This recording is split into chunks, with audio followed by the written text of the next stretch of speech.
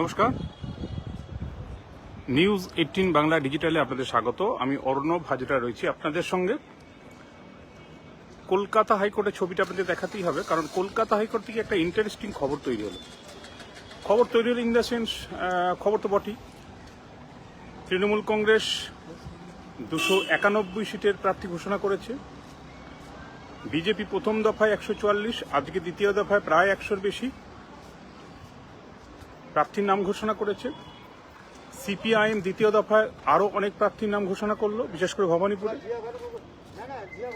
কংগ্রেস মনে করা হচ্ছে কাল শুক্রবার সম্ভবত তাদের প্রার্থী তালিকা ঘোষণা করবে, অর্থাৎ রবিবার। ভোট নির্ঘণ্ট আমাদের রাজ্যে ঘোষণা হয়ে গেছে। নির্বাচন কমিশন দিল্লি থেকে করেছে রাজ্যের বিধানসভা ভোট। আর এই বিধানসভা ভোটের উত্তাপের মধ্যেই পঞ্চায়েত ভোটের একটা খবর এই মুহূর্তে আপনাদের সামনে নিয়ে আসছি। কি খবর? অত্যন্ত গুরুত্বপূর্ণ। কেন?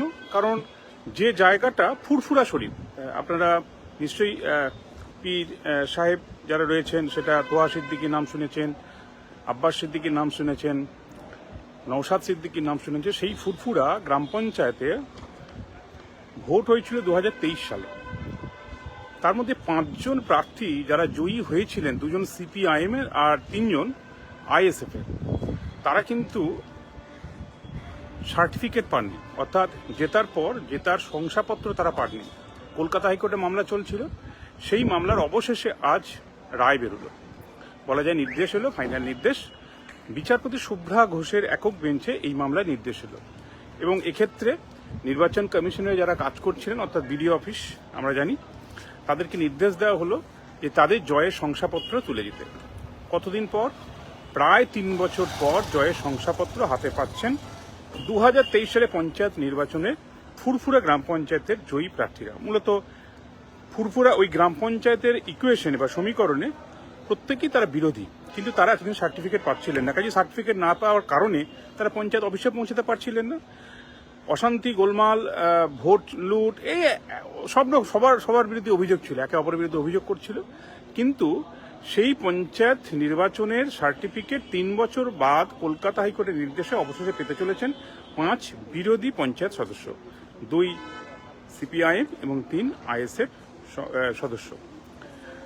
ওই পঞ্চায়েতের যা সমীকরণ, সেই আসন সংখ্যার সমীকরণ, তাতে হয়তো পঞ্চায়েত উল্টে যাবে না। পঞ্চায়েত যারা চালাচ্ছেন তৃণমূল কংগ্রেস তারাই চালাবেন, কিন্তু বিরোধীদের সেখানে বাড়বে, অর্থাৎ বিরোধী আইএসএফ বা সিপিআইএম সেখানে এবার তাদের বক্তব্য রাখবে।